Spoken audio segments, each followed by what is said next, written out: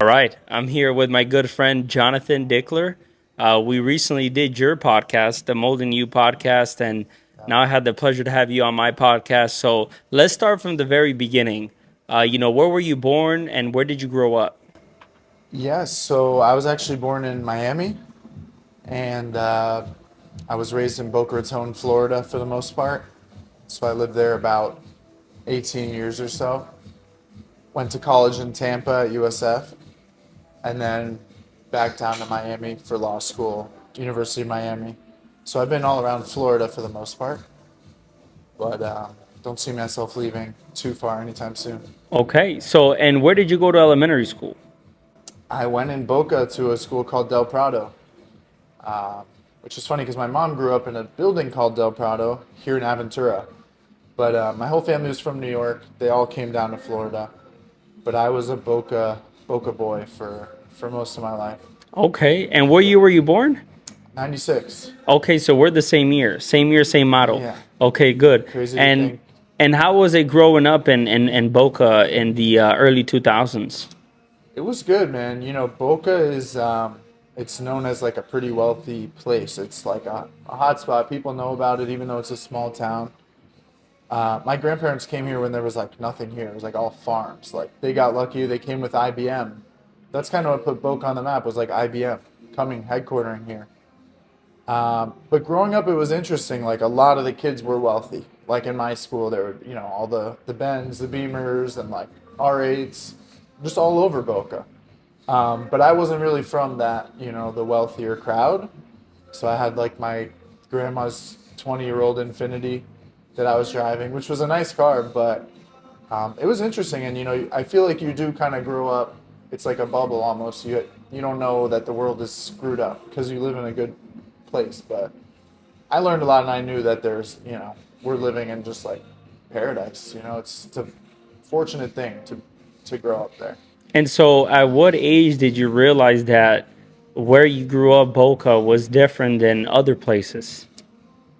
Um, I mean, probably from a younger age because I traveled a little and I would see and I would learn a lot, see a lot of movies, and I could tell there was like messed up stuff, in like Africa and all these places. But it took me probably 25 years to realize like how grateful I am to be here and fortunate and lucky and like really appreciate it more.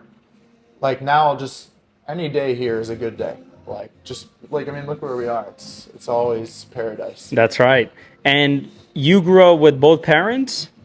I had both parents. They were separated for it's been about probably 25 years now. Okay. Most of my life when I was 3 or 4, they got separated, divorced. But they were always around. I was like week to week, back and forth. They both live in Boca. So it was always, as close as you can get to each other.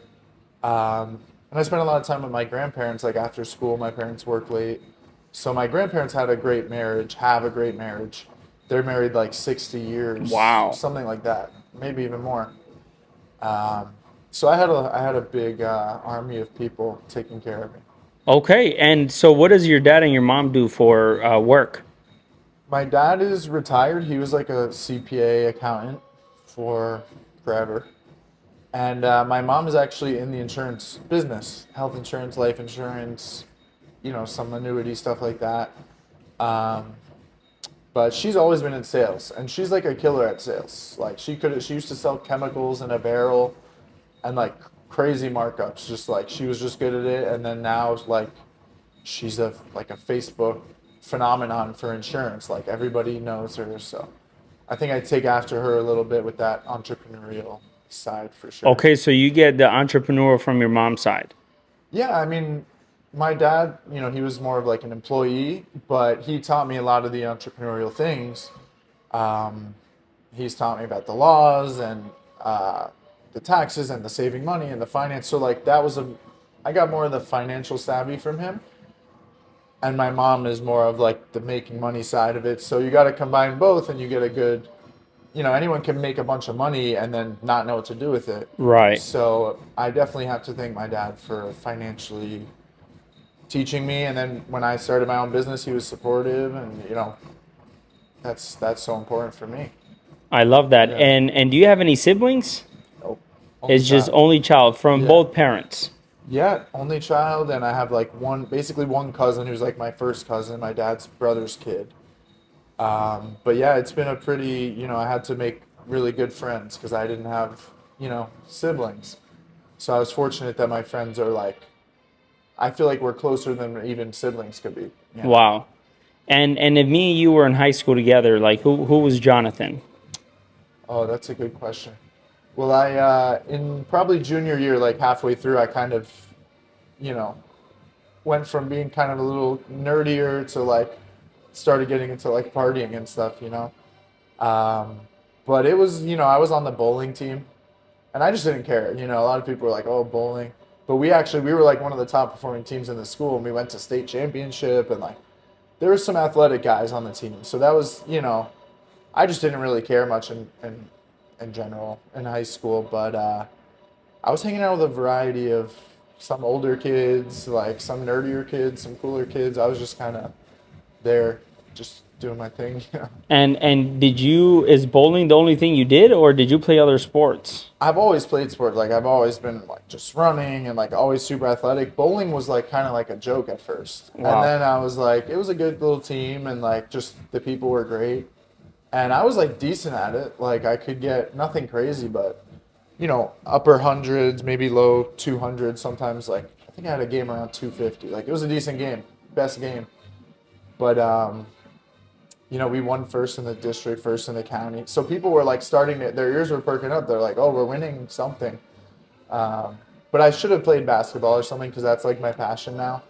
And I'm like, if I would have just started in high school, man, I probably would be, you know, Austin Reeves or So you didn't pick up a basketball till after high school? till college. I mean, Wow. yeah, I mean, pick it up and go every day and like start shooting on my own and, working on my game. That was mostly college.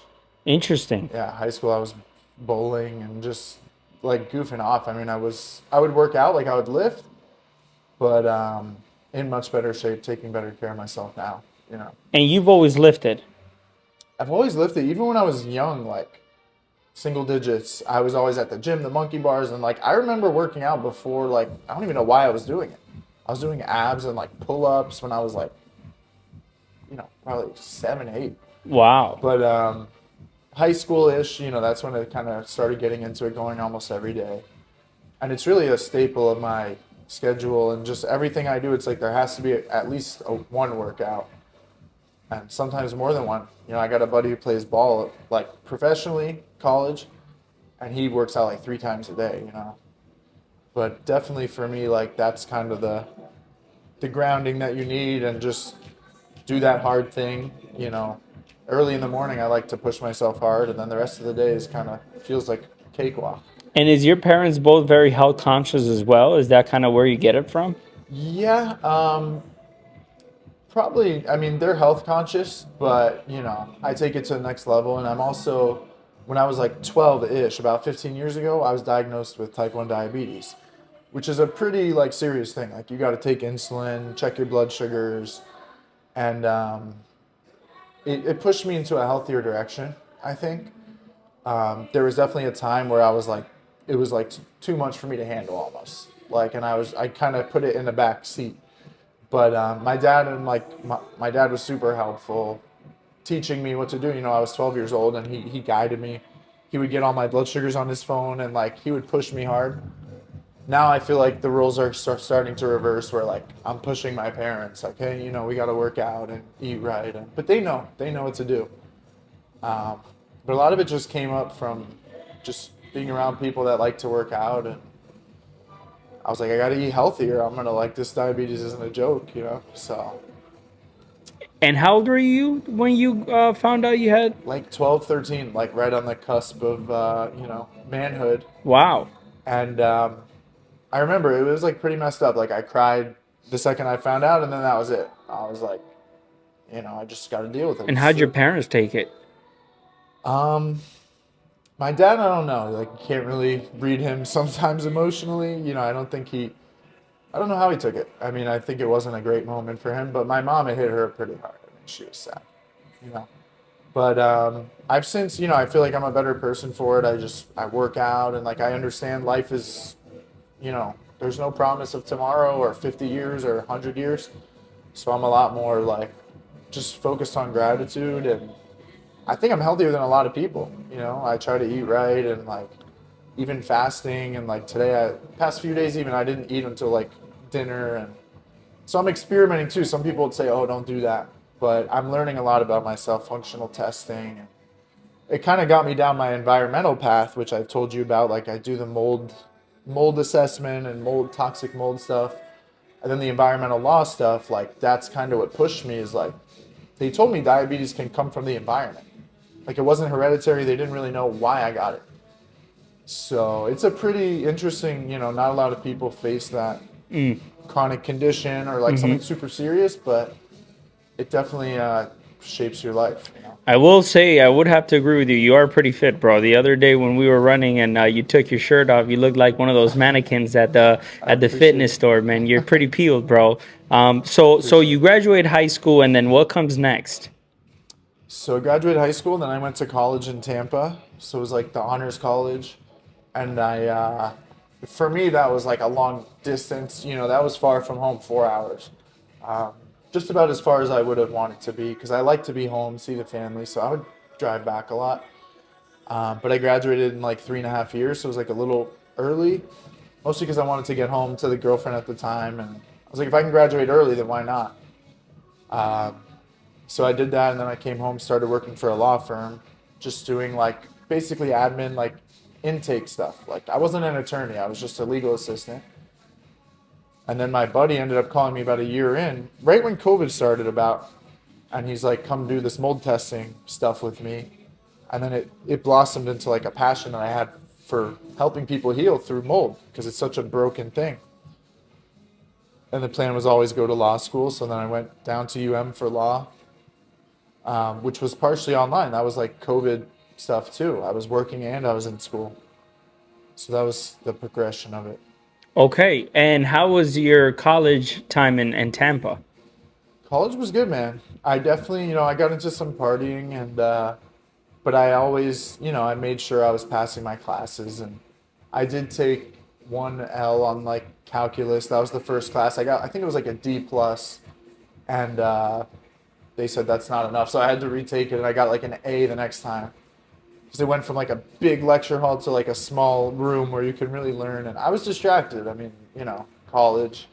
Um, Definitely could have been a better student, but I was always pretty smart, so I like made my way through, and even in the honors college, like it wasn't super hard.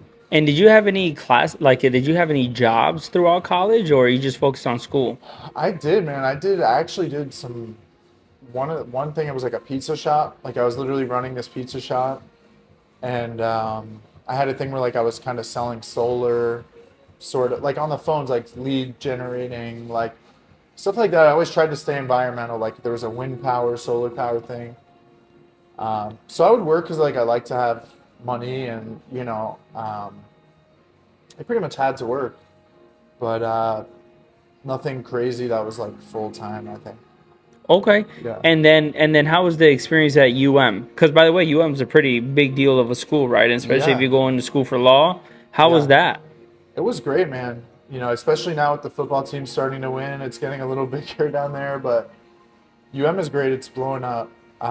But the school was great. Like the professors were like working with the presidents, and like there was real deal professors that they're teaching class, then they're in court like an hour later. So I think it was a great education, and even part of it being online, like Zoom. I think it was great, and in a lot of ways that was more convenient because I could just stay home, and Right. um, but we still had like a GPA system. Like the year before me, they were online learning when COVID started, and it was just pass or fail. So they had a whole different like system where ours was a regular GPA, so we still had to do as good as work hard. And And what made you want to go to school in Tampa and not stay locally from the jump? well, I applied to the main state schools, and it really ended up just being Tampa was kind of the best with the scholarship, and we checked out the campuses. It was a beautiful campus, lots of trees, big, nice, beautiful campus. Tampa's a good area. It's one of the trending cities right now, like in the It is. country. But it just happened that way, and like it wasn't, the plan was like FSU or UF. Like I wanted to be at one of the bigger party schools, really. But when it came, I'm glad I didn't go to like a crazy party school. But when it came down really finance and just the nicer, it worked out that way. But I loved USF. You know, it's no FSU, but it's a whole nother. It's just like it's really nice there. There's parks, and so I like that stuff. I like to go into nature. They're pretty good in football too, right? Yeah, it's like every time I leave a school, then they get really good. Like I never went to a school where they were good, but now USF is doing good.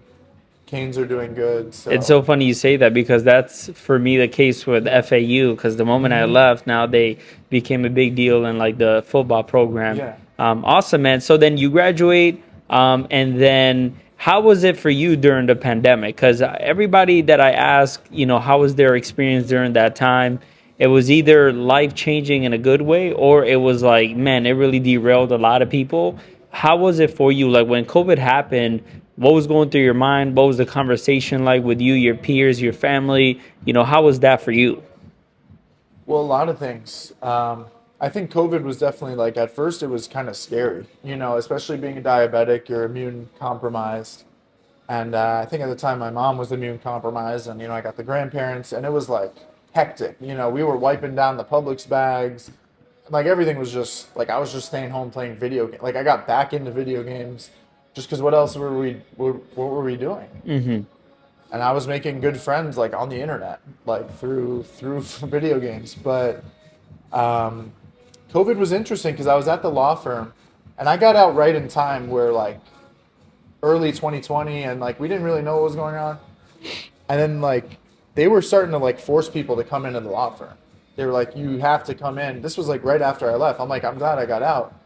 But my buddy, like, he told me, come do the mold testing with me, and you'll make better money, more flexible hours, and like you can earn commissions and like blah blah blah. And so it turned into like I wasn't a business owner, but I was an employee in a good position to where there was growth.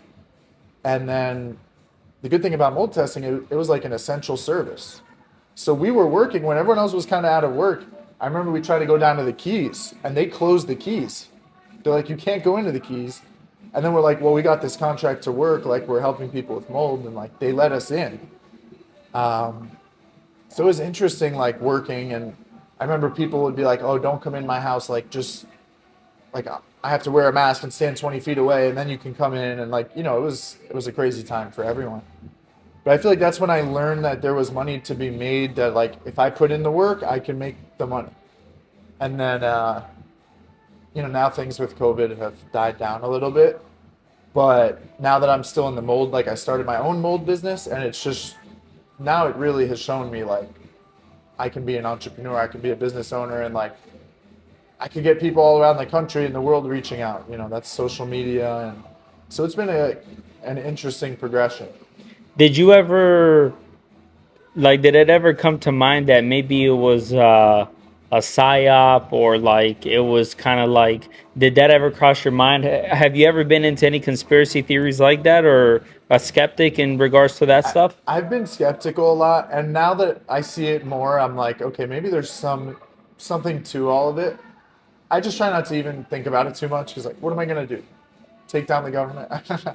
But I do think in a lot of ways, COVID was kind of political, and just the way it played out was like people wanted to like cover their own butts, so they're like, let's just shut down the whole country, and like I think they did what they had to do, but I never thought of it much as like a psyop.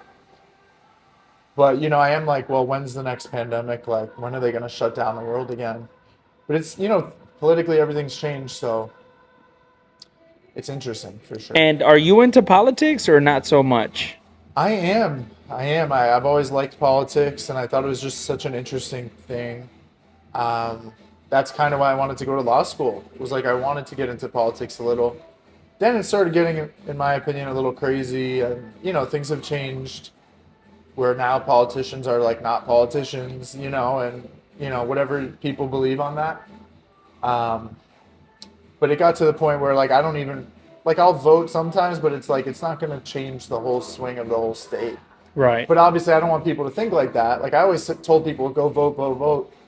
now I'm a little more like, let me focus on my business, and like I don't really have a day to go vote, and like I should, for important things you should, if you feel that way, but I feel like society is making the decision as a whole. So Right. So let's just say that you did have a magic wand and you can implement 5 things that can change the trajectory of things. What would those 5 things be? politically, Yeah, politically. what's interesting, 5 things. Well, um, I mean, there's a lot of, I'm kind of more in the middle on a lot of things. There's a lot of like craziness with the guns and the shootings right now. And I think we need more responsible gun owners, and the gun free zone thing is a little crazy because that's where a lot of the shootings happen. So I think we need to maybe rethink some of the logic, like with the guns, and like there's bad guys with guns. We need good guys with guns, unfortunately. Um, I mean, it's interesting with the taxes and everything. Like I know now they want to cut a lot of taxes, and I think it's good to have social programs and stuff, but to a certain extent. Like we don't want to help people too much to the point where we're just enabling them to do nothing. I think we want to rehabilitate them a little more, even in prison. Help people get their life back to normal. Um, I'm pretty pro choice when it comes to health stuff, just in general. So I think, not to get too political. I know it's like a religious thing and all that, but I think we should let people do what they want with their health, like we want to let people do what they want with everything else. So um, that's maybe what 3 things. Um, and I like the new Maha movement. Regardless of where you are politically, I think it's good to focus on health. Get the red 40 out, and like they're even talking about mold now, and it's a lot of crazy stuff going down. And some of my attorney friends, they're suing the military, they're suing the government for like putting people in moldy houses, and it's just so much stuff going on with that. Um, and I think there's a trend now towards like accountability, of like showing people the files and releasing things, and Hmm. like public keeping things public, and like um, Florida has like law I think called the Sunshine Law, where it's like politics meetings have to be public. Like there's nothing behind the scenes. Like I like that. So I think wherever you trend politically, I think just accountability, and like let's just make sure people are healthy. You could be right or wrong on some political, but if people aren't healthy, then if we have the most unhealthy society in the country, that's what I care about. And I've always studied environmental science and policy. That was my major in college. So it's like, let's clean the air up. Like, let's do something about emissions and, all these climate things. It's important. Maybe we can't fix it all, but I think at least being public about it and sharing the real science. Yeah. And so going back to, by the way, I love that. Uh, so going back to kind of your profession, what you do with the mold and all the good stuff that you do, what are some laws that you think need to be changed when it comes to the mold, when it comes to things like this? What changes would you make when it comes to that? It's an interesting topic. Like a lot of people still brush off mold as like crazy conspiracy stuff, we're starting to see more of it, but Um, I think this indoor environmental law space is very understudied, and there's a lot of demand. I think, we have a Clean Air Act for the outdoor environment. There's like a Clean Air Act, Clean Water Act. I think there should be like a Clean Indoor Air Act to like help people just start to get a grasp on. People don't realize like there's pollution outside, but your home can be way worse because it just fills with this stuff. It doesn't breathe, it doesn't ventilate, and a lot of time you're just breathing like mold and toxins. It could be asbestos, fiberglass, radon. Like we make our ductwork here out of stuff that is banned in California, like fiberglass, cancer-causing stuff. Like it makes me think maybe California's onto something with that. But there's a lot of just the way we build, but I think clean air should be a priority, and you have to get inspections before you buy a house, but why not a mold inspection? Stuff like that. I think there's got to be consistency, and there's no like acceptable levels. Like you test people's air and then these numbers come out and people are like, what does it mean? Well, there's no acceptable levels for any of it. So we need a little bit of structure and like just a better understanding, because just the air testing thing in general, like usually you set up an air pump in someone's house, you test the air. But that's like that misleads people, because that can be super inaccurate. So you really got to have a better building science, and just we see it with the builders and like in a lot of lawsuits. Like the builders just they're negligently they don't know what they're doing, or they just do things wrong on purpose. So it's helpful for people to get attorneys and sue, because it makes change. So I've been working with a lot of attorneys who do this stuff, and they're I look up to them. They're big suing the government. That's a crazy thing. Wow. So let's talk about the sequence of that, right? Let's say we have a viewer right now that is experiencing something with mold in their house. What are the next steps that they should take, and how does that work, both financially, both the process of it? Like how does that happen? Yeah, well, I consult with a lot of people on this, and they're like, here's my budget, and here's the health situation, and here's what, we have in the house. And it's very budget focused. Like you can only do what you can afford to do. Um, so we have to look at the budget first, and there has to be a good assessment. So that's what I do. I'm a mold assessor. I got the username Mold Assessor Online. Like I got a good grasp on the industry. Social media took me to meet a lot of the biggest in the industry. Um, but you need a good mold assessment, which is actually someone coming in and looking for the mold, looking for moisture issues, because moisture causes mold, but they're not fixing it. They're just finding it. And then there's a separate company that does the fixing, the removal. So the reason it's separate is because there's like a conflict of interest. Like if I come in and tell you got mold, it's going to cost you 100K to fix it. I just filled my own bank account, so there's a Right. separation. So I only do mold assessment and consulting. Remediation's a whole nother industry. So you really want that, especially if there's a lawsuit. You need a professional to be like, hey, here's the mold in your house. Here's a report from a professional. Florida is one of the only states that actually licenses that. So most states, it's kind of like the Wild West. There's just people doing both, and Florida keeps it separate to protect the consumers. But you really want like a report showing something, and it depends what your goal is. But if you're suing someone because you got sick, then there's got to be a doctor saying, hey, this mold in the house can make you sick here, and it shows in the body. And then there's so the assessment, the doctor, and then there has to be someone that did you wrong.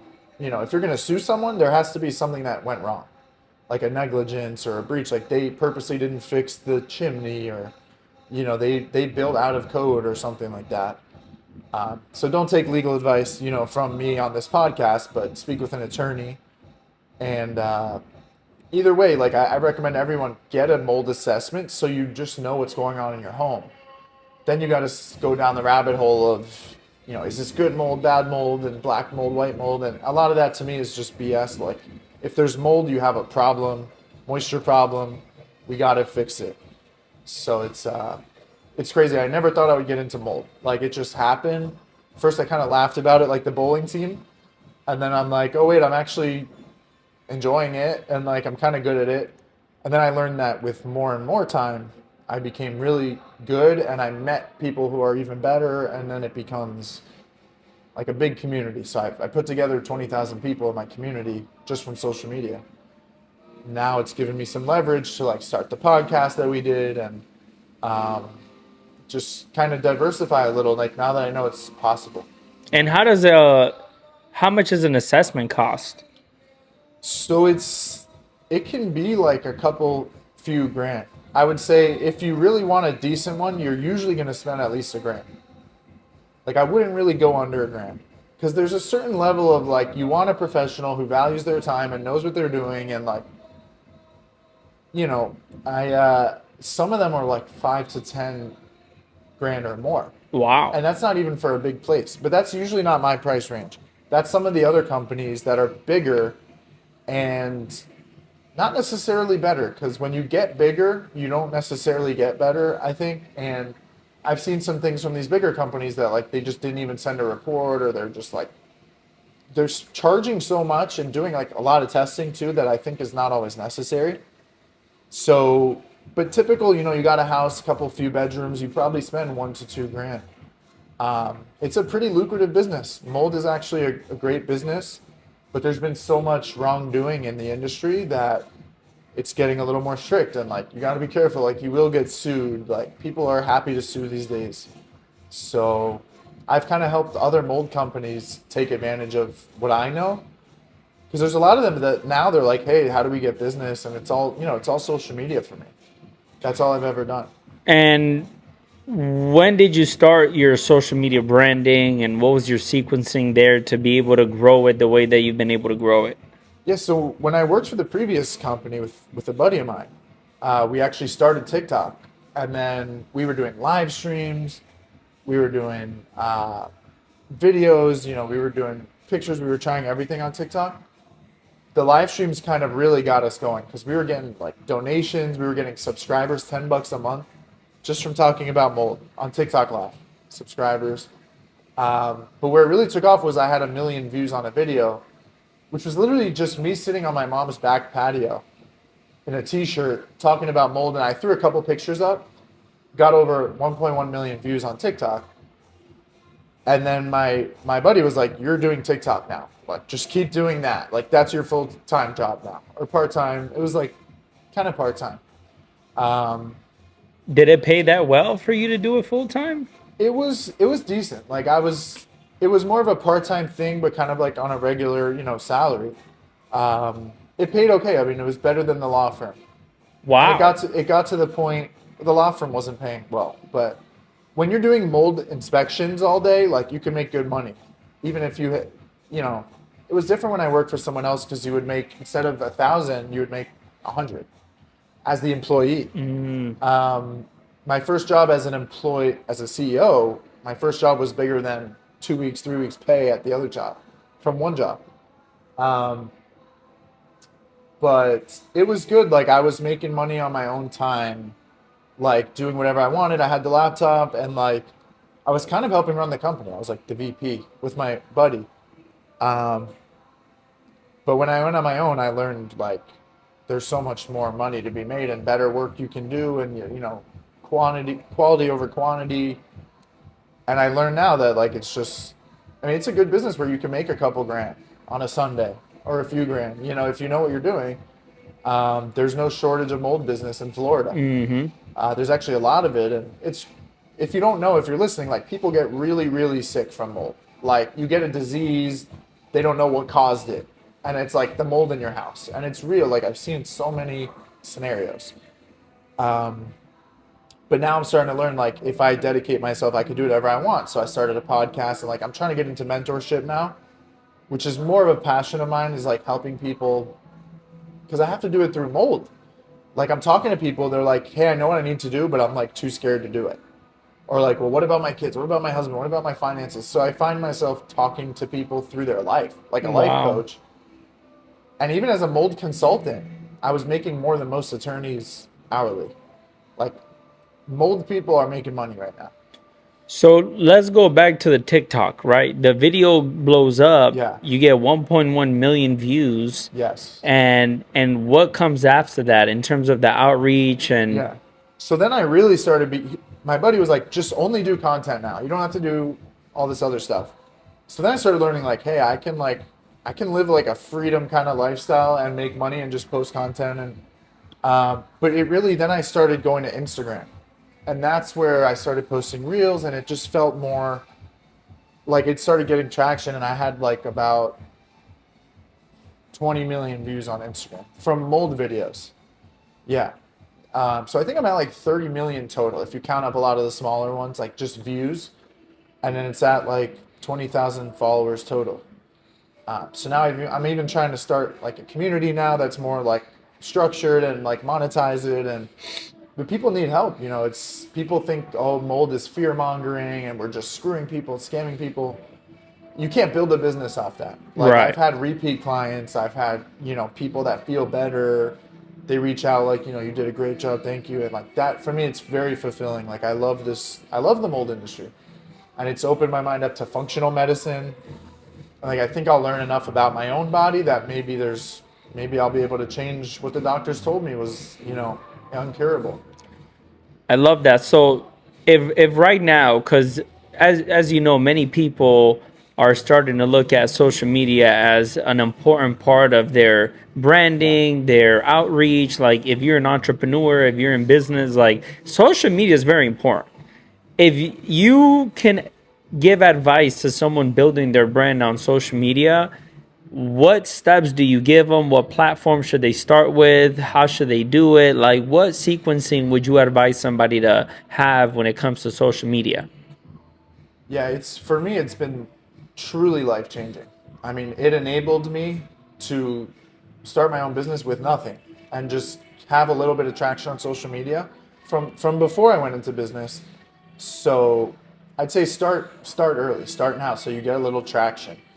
But it's like anything. Like a lot of people hire a social media company to like your marketing is a business, your hiring is a business, all these different things, your sales, that's a business. Like all these things are businesses that combine. So you gotta, a lot of the people hire someone out like I just hired a college girl to do my social media. I don't really love that approach. I don't see it working a lot. Like they make the goofy videos and it's just, for me, you gotta be authentic. You gotta show your face. And a lot of the people, you don't have to show your face, but I think it's good to be authentic. A lot of the people I talk to, and I coach people on content. Like I've coached mold companies, and even my buddy and I do marketing, and he's got like a couple million followers. So we learn about it a lot, and people are like, yeah, I just don't want to show my face. Like I don't feel comfortable, in front of the camera. And if I tell you, I was the most shy, like camera shy person. I mean, I had my moments of like I would not want to be on camera, not want to be on stage, not public speaking, and it's things you have to like practice. Right. I mean, you gotta put yourself in until you see like my passion is more important. What's coming out of my mouth is more important than what the chick thinks in the crowd or some dude like. Or what if I stutter? What if I mess up? Oh my God, I'm a loser. You gotta be authentic. You gotta be fearless. And like I think if you're not doing social media right now, I think you're screwing up because a crappier company can do social media and they will take over your spot. And I've seen it. I mean, I've practically done it. Like, there's guys who have done mold longer than me. They're better at it.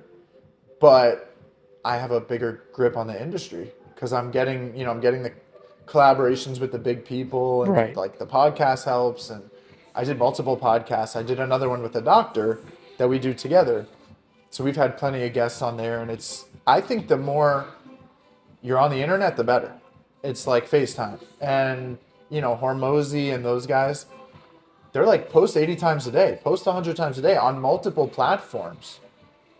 And I tell people, like, they're like, what if I lose my followers? Like, lose those followers. Like, that's fine, but gain a bunch more. Like, don't Mm-hmm. just post garbage. It's really about quantity and quality. Like, you want a lot. I think you really want a lot. Even if it's not the best quality, I still think you want to get a lot. Because, like, TikTok adds up your likes. And, like, my first thing was I went for views. I was like, let me get the millions of views showing and pin it to the top. So everyone can see that I got millions of views. It might not be the best video, but it got views.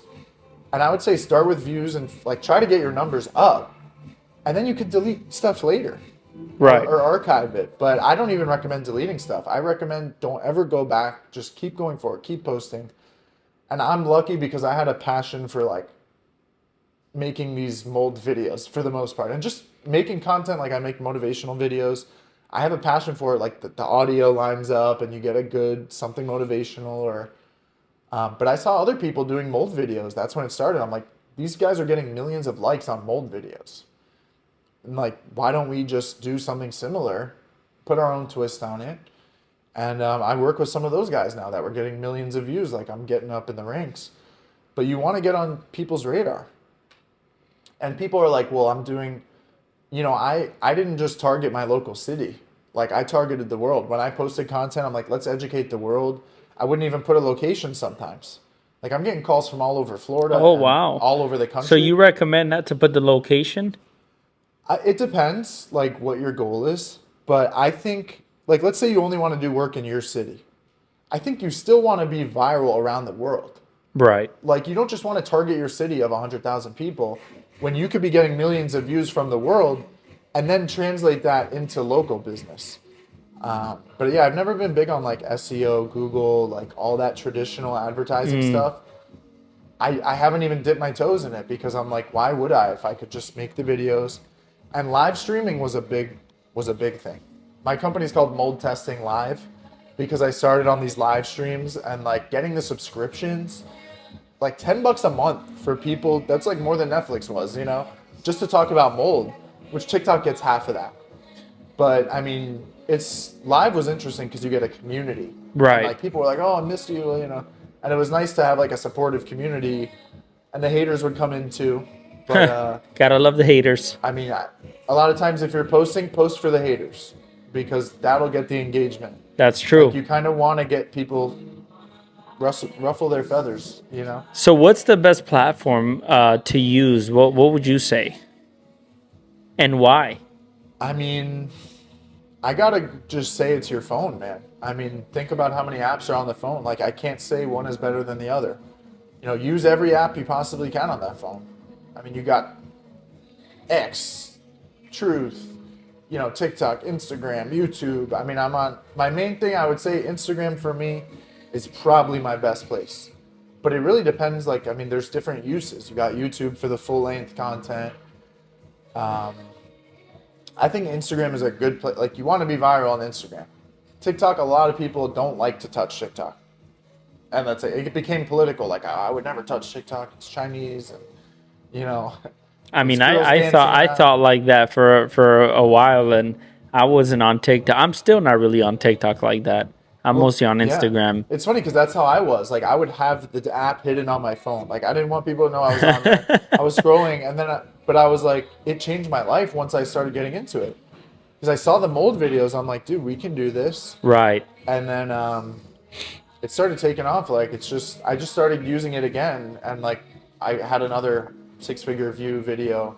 So Nice. I'm getting inspired to just keep going. And you can make money off that. So since we're on that topic, can you share with the audience your socials, where they can find you, where they can go follow Yeah. you, and Yeah, so it's actually something I like to talk about is picking your name.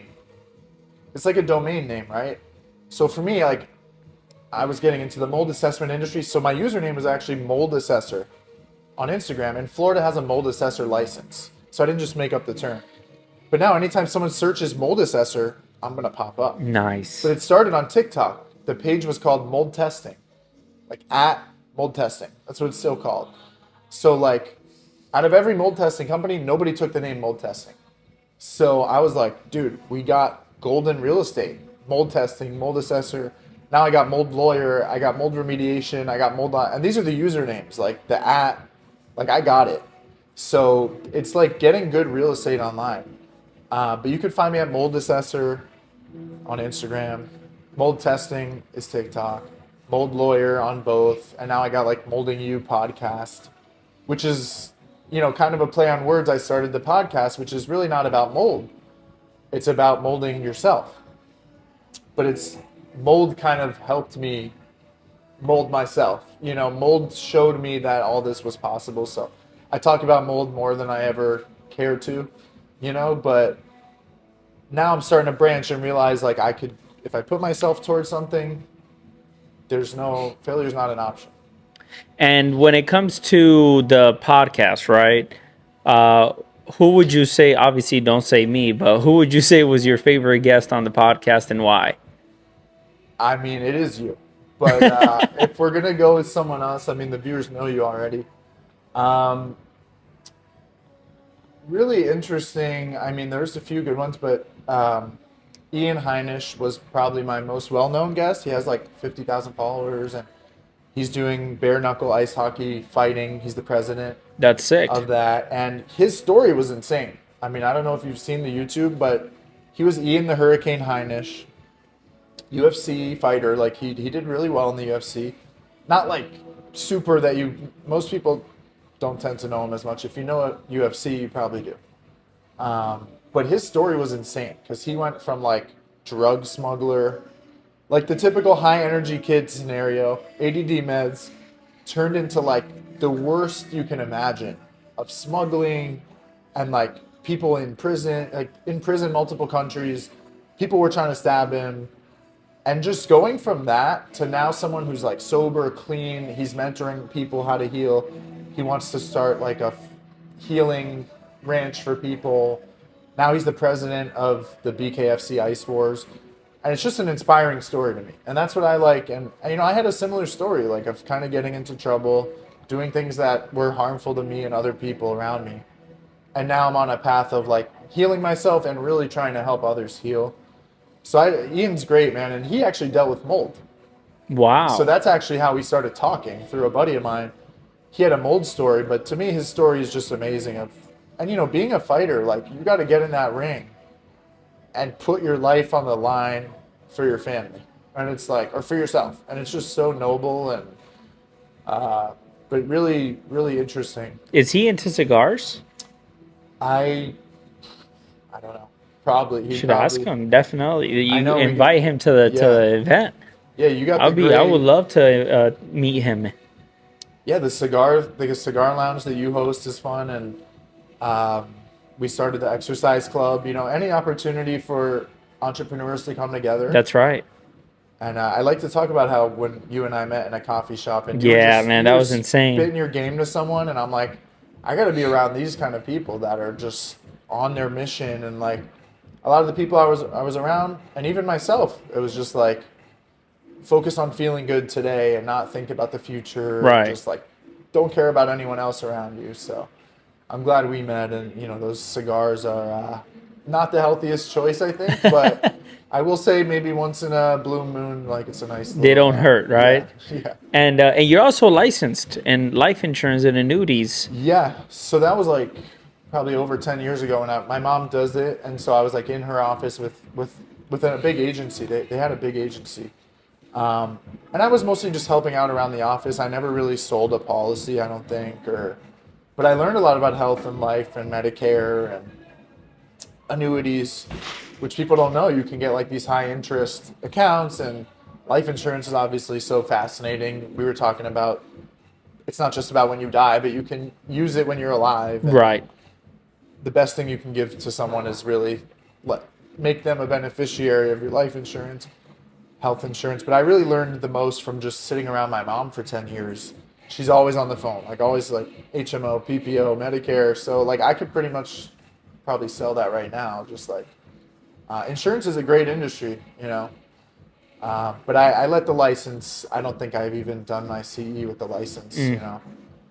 Um, but yeah, my focus now is like the law and the podcast and the mold stuff still. Awesome, man. And what are you excited about the most for 2026? I mean, we're what, 11 days out, 10 days out for Yeah, finishing up 10 days. 2025, man. What are you excited about for 2026? I'm excited about a lot. I mean, I know big things are coming. Um, you know, physically, I've been saying since last year, like I'm not going to be recognizable next year. And I feel like we're almost at that point where I barely recognize myself because I like just yesterday I hit my best PR in the gym on the bench, 315 for a couple. I And I saw. was I was like, like, look you at know, that. You I must have had some know, rice in the yeah, morning. yeah. Actually, no, like I was fasted. What? Dude, I that, don't even do wow. carbs. That's a whole nother pod, but I'm trying to avoid carbs and like for me, protein, fat. Past few days, I only ate like towards the evening. I've made big gains off like fasting. People don't know a lot about that, I think, but um, I'm excited for physical. You know, that's superficial stuff, but to me, it carries over into mental, and I know that I'm like conquering my mind and like every decision. You know, whether it's skipping the candy or just the vices or even the caffeine now, and like I'm just starting to get more control over my nervous system and my breathing, my mind. And I'm just super excited because I know that it's going to translate into better business and talking with some people about partnerships. And, you know, we started the club and Yep. it's just a different life, man. I like, it's nice when I can like buy my mom a new mattress, or like, supporting my family when they definitely need me more than ever. A lot of guys run away from that pressure. And Hmm. I'm like, if it sucks a lot of the time, but it feels so good to be like, people are relying on me and they can rely on me. So I'm just excited for that. And, friendships like what we have growing, and I'm meeting new people, even almost 30 years in, like I'm making new friends, and, I'm just excited for every day. To me, every day is like a new year. And they say your whole life is today. Yep. So I try not to think too far ahead, but obviously we have to plan ahead. Um, just excited, man. I mean, it's going to be a crazy year, I'm sure, in a lot of ways. Oh man, it's Yeah. it's there's so much happening overall that it's actually pretty exciting that we live where we live. We're Yeah. doing what we're doing. We're Hmm. building the connections and the networks that we're building. It's going to be a great year. I feel it. I know it. And I'm excited, man. I'm excited to do that. So, any final thoughts? By the way, I feel like we've only been talking for like 10, 15 minutes, but it's actually been almost an hour. Really? Yeah, Yeah, no. 50 minute mark. So, any final thoughts, man? Anything you want to share with the crowd? And we definitely got to do this again very soon. Yeah, I mean, you talk about time flying when you're having fun, and I've noticed every podcast I've done, like we're like, wow, it's been an hour and a half, and it's when you pursue your passion, or when you're talking about your passion, you light up, and people see it, and that's why I tell people, like, pursue your passion in life, and you'll be okay. And my other thing is like master the mindset. So if you can pursue your passion, master the right mindset. That's kind of my mentorship mantra. Um, but like it'll change your life. You won't wake up and just like hate everything that's coming in your day. Like I have a passion for waking up, going to work out, eat the steak and eggs, avocado, eat right, get some work done in the morning, whatever it is, like I'm passionate. I made myself passionate about hard work. Sometimes you got to push those limits, but Hmm. I say if your passion is chasing butterflies around, you can go do that right now on the internet and you can be successful. So, time flies when you're having fun, but it's good. You just got to have fun. That's right. I actually have one more question for you. I'm sure that when you found out about having diabetes, it wasn't easy, right? It was a difficult time, and I'm sure there's people out there that are going through that, right? That are experiencing that. If you can go back to that moment where you were told, what would you tell yourself now? Like if you right now you walked into the room when you found out, what would you tell yourself? That's a great question. And, now I try to look at anything really bad as like a big opportunity, a lesson. And it's hard in the moment, especially when it's something diabetes or cancer. Like you think, oh shoot, like it's over. And I remember when they told me I was 12 years old, I just started bawling. I'm like, diabetes, I don't know what that is, but that's not good. I know that's not good. That's what like the old fat people get, which, type 1 and type 2 is different. But I would say like this is an opportunity for you to master your health better than anyone you know. Like you can watch your blood sugar. You can actually have better blood sugars than most normal people. Because I could see everything on my phone, the insulin, the blood sugar. So it's interesting, like when you watch yourself to that level, every meal, every stressful thing makes your blood sugar go up. So you learn a lot. And even a lot of like athletes now who they carb load all the time, like a marathon runner, they eat like carbs. We're seeing now that that's actually bad for you, and that they get insulin problems and blood sugar problems, even the marathon runners. Oh wow. So I've learned that if I control my carbs and sugar, I can probably be healthier in the long run than most people. um, so I would go, to that little kid that was crying and be like, it's going to be okay. It's hard work, but the harder you work, the better the payoff. I will say for a solid 10 years, like I said, I let the diabetes take a back seat. I was like in college, I was partying, and I was still, I would eat healthy, but you eat healthy for breakfast and then you go to Taco Bell. Like you cancel everything out.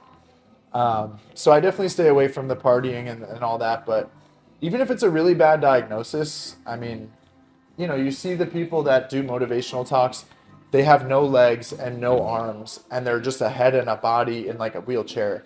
And look at those people are happier than anyone, you Yeah. know? So I think just don't let anything in life let you be unhappy. Like, be happy that you're still alive. I mean, every day driving on the highway here, someone tries to run me off the road and kill me. And, like, you never know in Florida, man. But, be grateful. Like, what do you still have? I still have my legs. I could still run around with the other kids. I could still eat candy if I want to. I could still just take some insulin. Now I've learned, let's avoid the carbs. But I think I understood it, but it makes you grow up pretty quick. That's powerful, man. That's Yeah. very powerful and inspirational for many people. Who are the top three people that made the most impact in your life? It's a great question. Um,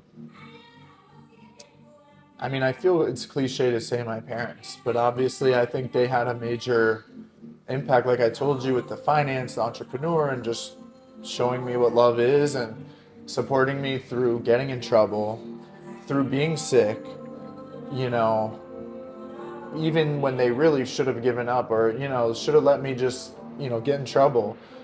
They always supported me. And, like, I mean, my parents are really amazing people. Um, so that's two, but I don't know if they count.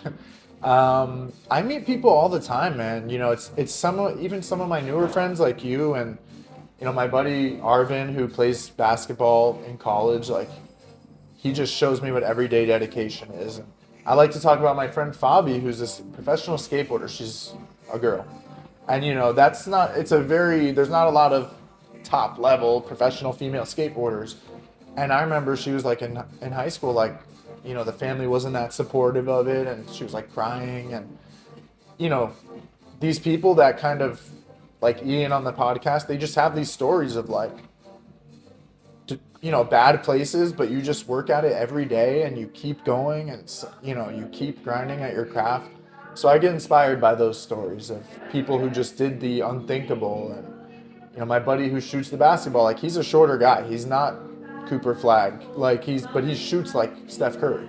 Wow. So it just shows you, like, any field you want to get into, like, you could be the disruptor. You don't have to be the lawyer, doesn't have to work for the law firm. The mold tester doesn't have to follow certain, industry, whatever. Like, you can do that. So other than that, Elon Musk, like, I mean, look at Elon Musk. Just the haters and the, like, Yeah. everything that's gone on, and he's